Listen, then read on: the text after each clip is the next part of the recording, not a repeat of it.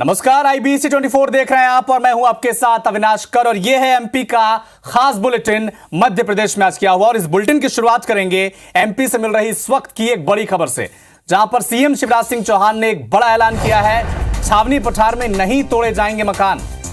CM ने कहा है कि हम उजाड़ने नहीं बसाने आए हैं। प्रदेश में कोई भी बिना मकान के नहीं रहेगा, यह मामा का वचन है।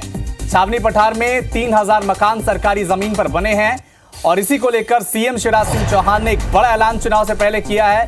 कहा है कि हम उजाड़ने नहीं बसाने आए हैं। तो छावनी पठार में कोई भी मकान अब तोड़ा नहीं जाएगा। यह सीएम शिवराज सिंह चौहान ने चुनाव से ठीक पहले एक बड़ा ऐलान किया है। करीब 3000 मकान वहां पर स्थापित हैं और चुनावी दावा चुनाव से पहले एक बड़ा बयान मुख्यमंत्री ने दिया है कि सरकारी जमीन पर जो 3000 मकान बने हैं उन्हें उजाड़े नहीं जाएंगे, तोड़े नहीं जाएंगे, क्योंकि वो तोड़ने नहीं बनाने आए हैं।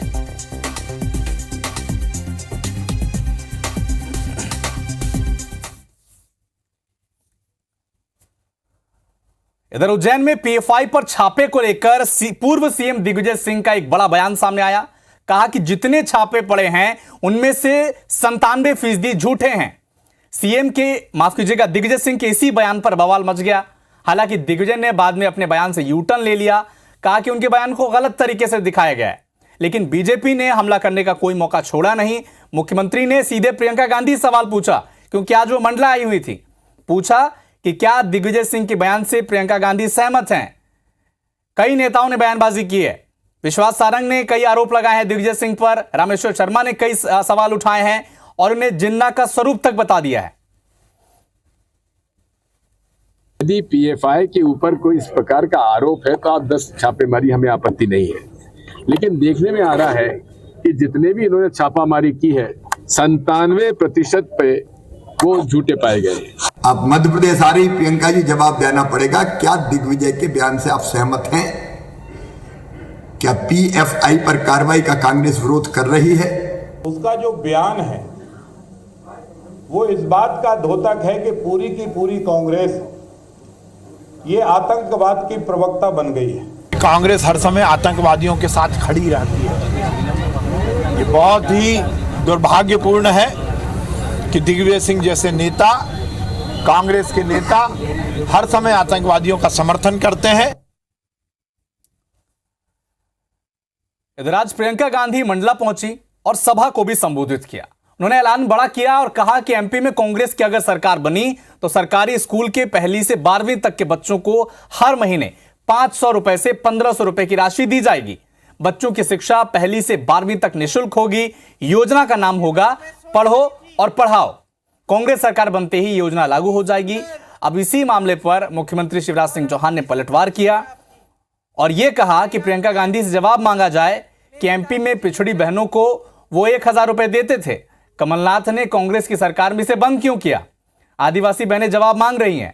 पहले मिली सुविधा को बंद करने का अपराध क्यों किया गया, यह प्रियंका गांधी को जवाब देना चाहिए। मुख्यमंत्री ने यह आरोप लगाया। कक्षा 1 से कक्षा 8 तक 500 रुपए हर महीने मिलेंगे। 9 से 10 तक हर बच्चे को हर महीने 1000 रुपए मिलेंगे और 11 से 12 कक्षा में हर बच्चे को 1500 रुपए हर महीने मिलेंगे। एक सवाल का और जवाब देना पड़ेगा। मेरी आदिवासी बहनें जवाब मांग रही है। इनकी बहनों को मैंने भारतीय जनता पार्टी की सरकार में 2017 में 1000 रुपया हर महीने देना शुरू किया था। कमलनाथ जी क्यों बंद कर दिया आपने? एमपी में विधानसभा चुनाव की वोटिंग को करीब 1 महीने का वक्त बचा है, लिहाजा राजनीतिक दलों के स्टार प्रचारक प्रदेश में ताबड़तोड़ दौरे कर रहे हैं। इसी सिलसिले में आज कांग्रेस की राष्ट्रीय महासचिव प्रियंका गांधी वाड्रा गुरुवार को एमपी के मंडला पहुंची। कांग्रेस की जनाक्रोश सभा को संबोधित किया। कहा कि इंदिरा जी मेरी दादी थी, लेकिन आपने इंदिरा को माता कहा। आपको इंदिरा जी पर भरोसा था क्योंकि उन्होंने काम करके दिखाया। इस दौरान उन्होंने शिवराज सरकार पर जमकर निशाना साधा। कहा कि वो आपके चप्पल और छाते दे रहे हैं, लेकिन तेंदुपत्ता का बोनस नहीं दे रहे। प्रियंका ने छत्तीसगढ़ की जमकर तारीफ की और कहा कि अगर सरकार बनी एमपी में तो छत्तीसगढ़ मॉडल एमपी में भी लागू करेंगे। आप आ जाइए। इंदिरा जी मेरी दादी तो थी, लेकिन जैसे आपने कहा, आपने उनको इंदिरा माता कहा। शायद जो बुजुर्ग हैं उनको याद भी होगा उनके बारे में कि आपको इंदिरा जी में भरोसा था। भरोसा इसलिए था क्योंकि इंदिरा जी ने आपके लिए काम करके दिखाया। छत्तीसगढ़ में 4,000 रुपए मिलता है तेंदुपत्ता का दाम। यहाँ को धान का बोनस नहीं दिया। छत्तीसगढ़ में जहां कांग्रेस की सरकार है, वहां सबसे ज्यादा धान का दाम मिल रहा है पूरे देश भर में। ये काम कर रही है कांग्रेस की सरकार। आदिवासी क्षेत्र को उन्होंने एक ब्रांड बना दिया है, मतलब पूरी दुनिया में जाना जाता है बस्तर की ये आदिवासी क्षेत्र है, एक ब्रांड है। वहां पे बड़े बड़े मिलेट के प्रोडक्शन के प्लांट लगा दिए हैं। मेरे ख्याल से 225 महीनों की सरकार है और 250 घोटाले हैं। 18 साल से सरकार चल रही है, 22,000 घोषणाएं की हैं। मंडला जबलपुर की जो सड़क है 10 साल से बन रही है, 10 साल से। इधर गुर्जर आंदोलन में शामिल होने के लिए भीम आर्मी के चीफ और विधायक अतुल प्रधान गुरुवार को ग्वालियर रवाना हुए, लेकिन पुलिस ने उनके काफिले को धौलपुर से निकलते ही राजाघाट के सटे मुरैना की अलबेली पुलिस चौकी पर रोक लिया। चंद्रशेखर आजाद दिल्ली से बाई रोड ग्वालियर आ रहे थे, तभी अंतर्राज्यीय नाके पर उनके काफिले को रोका गया। चंद्रशेखर आजाद जिद पर अड़े हैं कि आज उन्होंने ये भी कहा कि सरकार के संरक्षण में अन्याय हो रहा है, अपने अधिकारों की बात रखना सबका अधिकार है। ये अन्याय तो बहुत लंबे समय चला आ रहा है, लेकिन जिस तरह से आज सरकार के संरक्षण में अन्याय हो रहा है वो खतरनाक है। न्याय सबका जन्मसिद्ध अधिकार है, अपने अधिकारों की बात करना, आंदोलन करना, सरकार से मांग करना, ये सबका अपना संवैधानिक अधिकार है। आज हमारा जो सामाजिक आंदोलन है, हमारा सारा फोकस अपने जो SC ST OBC के भाई हैं, जिनको एक भाईचारा जो बन रहा था मध्य प्रदेश में, उसे तोड़ने की जो साजिश हुई है, हमारा सारा आज का फोकस अपने भाइयों को छुटाने पे है। या तो वो जेल से छुटेंगे या हम जेल जाएंगे। पूरी होगी तो मध्य प्रदेश के हर जिले में जेल भरो आंदोलन होगा। आगामी विधानसभा को लेकर आचार संहिता सभी जगह लागू हो गई है, तो ऐसे में किसी प्रकार की बिना अनुमति के जुलूस, जलसा या इकट्ठा होना प्रतिबंधित है। तो ऐसे में अभी तो हमारे द्वारा इनको यहीं रोका गया है। ग्वालियर के पुलिस प्रशासन के वरिष्ठ अधिकारी हैं, उनसे इस विषय में चर्चा की जा रही है और उसके बाद उसके उपरांत उनके द्वारा जो निर्णय लिया जाएगा उसके आधार पर आगे की कार्रवाई की जाएगी। खबर है कि मेहर विधायक नारायण त्रिपाठी कांग्रेस की सदस्यता ले सकते हैं। 14 अक्टूबर को वो कांग्रेस में शामिल हो सकते हैं। 16 अक्टूबर को मेहर में बड़ी जनसभा का आयोजन किया जा रहा है, जहां पर ऐसा माना जा रहा है कि नारायण त्रिपाठी विंध्य जनता पार्टी का कांग्रेस में विलय कर सकते हैं।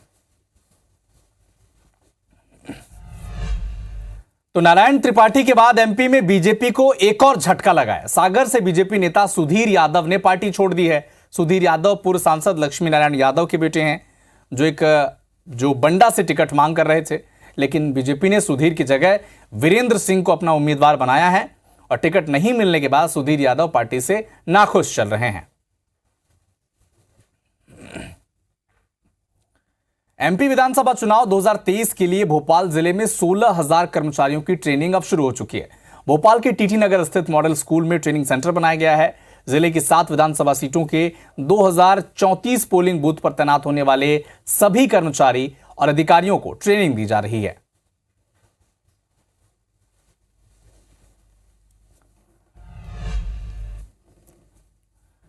भोपाल में वरिष्ठ नेता सरताज सिंह का 83 साल की उम्र में निधन हो गया।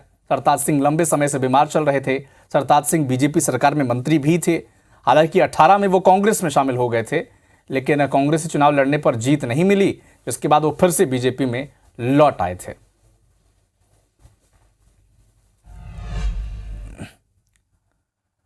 डिप्टी कलेक्टर निशा बांगरे को हाईकोर्ट से गुरुवार को भी राहत नहीं मिल सकी। हाईकोर्ट ने निशा बांगरे का इस्तीफा मंजूर करने वाली याचिका पर सुनवाई के लिए 1 हफ्ते तक उसे सुनवाई को टाल दिया है।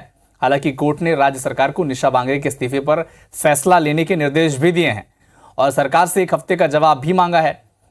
आज हाईकोर्ट में सुनवाई हुई, जिसमें राज्य सरकार को निशा बांगरे के इस्तीफे के आवेदन और चार्जशीट पर फैसले लेने के आदेश दिए गए और अगली सुनवाई 20 अक्टूबर तय की गई।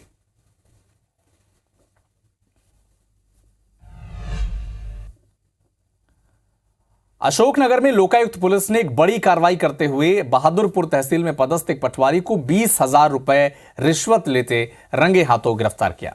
आरोपी पटवारी राजेश श्रीवास्तव ये रिश्वत की राशि 2 बीघा जमीन के नामांतरण के एवज में ले रहा था। जैसे ही फरियादी से पटवारी ने रकम अपने हाथ में ली, लोकायुक्त टीम ने उसे दबोच लिया। जानकारी के मुताबिक बहादुरपुर तहसील के नैनौटी गांव के बाबू सिंह दांगी की जमीन का नामांतरण होना था और इसी के बदले पटवारी ने रिश्वत मांगी थी।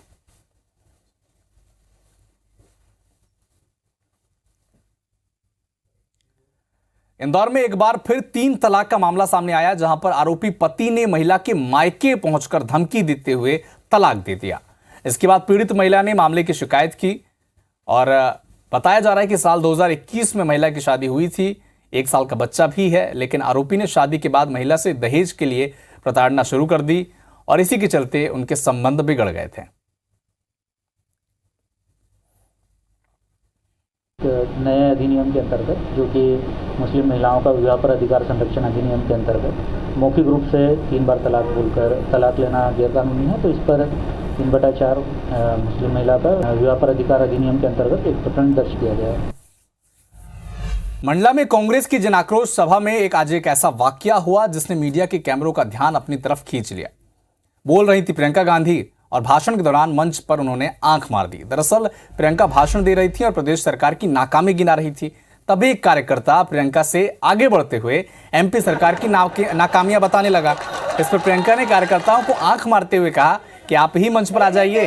इससे पहले कांग्रेस सांसद राहुल गांधी की 2018 की वो तस्वीर आपको याद होगी, जिसमें अविश्वास प्रस्ताव के दौरान जब चर्चा हो रही थी, इसके बाद अपना भाषण खत्म किया और प्रधानमंत्री मोदी को गले लगने के बाद जब वो वापस अपने सीट पर आकर बैठे तो उन्होंने आंख मारी थी। और ये दोनों तस्वीरें अब वायरल हो रही हैं प्रियंका के इस विजुअल के बाद। भाई मैं कह रही ढंग से नहीं बनी है, आप आ जाइए।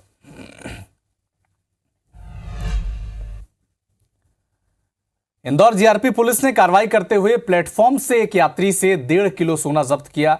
जब्त सोने की कीमत 85 लाख रुपए बताई जा रही है। युवक का नाम कमलेश सिंह है, जो कि उदयपुर से मुंबई लौट रहा था और सोने से जुड़े संबंधित जब दस्तावेज मांगे गए तो उसके पास कोई दस्तावेज था नहीं, जिसके बाद अब उसे गिरफ्तार कर लिया गया है।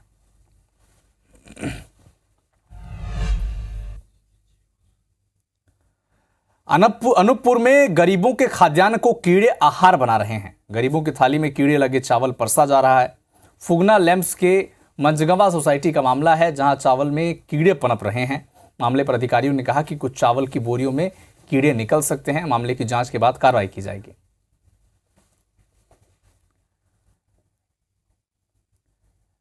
नर्मदापुरम जिला मुख्यालय पर 11 साल के प्रिंस अहिरवार की मौत हो गई। परिवार वालों ने एक मेडिकल स्टोर के कंपाउंडर पर गलत इंजेक्शन लगाने का आरोप लगाया। बच्चे की मौत के बाद संबंधित मेडिकल स्टोर बंद है। परिवार वालों ने बताया कि इंजेक्शन लगाते ही बच्चे को उल्टियां शुरू हो गई और बच्चे की तबीयत खराब हो गई। जिला अस्पताल ले जाया गया, जहां पर डॉक्टर ने उसे मृत घोषित कर दिया। आगर मालवा जिले के बड़ौद थाना इलाके में विवाहित महिला की हत्या का मामला सामने आया। महिला की धारदार हथियार से गला रेत कर हत्या की गई। इलाके में जब इसकी सूचना मिली तो सनसनी फैल गई। पुलिस ने ऑनर किलिंग का मामला होने की आशंका जताई है। प्रथम दृष्टया धारदार हथियार से महिला की हत्या की गई है। प्रकरण में संदिग्ध परिवारजनों को अभी अभिरक्षा में लेकर पूछताछ की जा रही है। घटना प्रथम दृष्टया प्रेम संबंधों को लेकर के बताई जा रही है। मामले में अभी विवेचना जारी है। महिला का शव का पोस्टमार्टम के लिए भेज दिया गया है। आगे विधि सम्मत कार्रवाई की जा रही है। नरसिंहपुर के निजी शैक्षणिक संस्थान चाणक्य विद्यापीठ में छात्रों से बेरहमी का मामला सामने आया, जहां पेपर सॉल्व नहीं करने पर टीचर ने 10वीं के छात्र की जमकर पिटाई कर दी। इसी तरह अन्य छात्रों के साथ ही टीचर इस तरह का बर्ताव करते हैं, ऐसी जानकारी मिल रही है। चाणक्य स्कूल का मामला है। सर ने कहा था पेपर सॉल्व करना है, अब किसी के हो नहीं पाते तो सर चेक करने के लिए मांगे तो कोई दिए नहीं, तो दरवाजे लगाए और जिसके सबको मारना शुरू कर दी पूरी क्लास को। फीस जमा नहीं की थी, उन्होंने कहा था कि जब तक फीस जमा नहीं होगी हम नहीं बिठा लेंगे बच्चे को। हमने कहा ठीक है भाई, ले आए। अब 3 पेपर वाला पर ने उनको कुछ फीस जमा कर दी, सब बच्चे ने 3 पेपर दिए तो आज उनको वो जो पेपर उसने नहीं किया था उसको वो सॉल्व करने के लिए कह रहे थे, तो उससे बना नहीं, तो उसको उस बेरहमी से पीटा गया हैगा। इधर छिंदवाड़ा में तेंदुए ने युवती पर हमला कर दिया। हमले में युवती की मौके पर ही मौत हो गई। इमझीरी गांव की घटना बताई जा रही है, जिसके बाद ग्रामीणों में दहशत का माहौल है। तेंदुए को लेकर वन विभाग ने गांव में सावधानी बरतने के अलर्ट जारी किए हैं। भोपाल के कोलार के डीके हनी होम कॉलोनी वासियों में आक्रोश है। विकास कार्य नहीं है, पोस्टर लगा दिए गए हैं बाहर और यह कहा गया है कि मतदान बहिष्कार किया जाएगा। साथ ही नेताओं के लिए नो एंट्री का बोर्ड भी लगा दिया गया है। मध्य प्रदेश लोक सेवा आयोग ने राज्य सेवा मुख्य परीक्षा की तारीख को आगे बढ़ाने का फैसला किया है। 30 अक्टूबर से 4 नवंबर तक ये परीक्षा होनी थी, जो अब 26 से 31 सितंबर तक आयोजित की जाएगी। आपको यह भी बता दें कि विधानसभा चुनाव के मद्देनजर एमपीपीएससी ने मुख्य परीक्षा की तारीख आगे बढ़ाई है।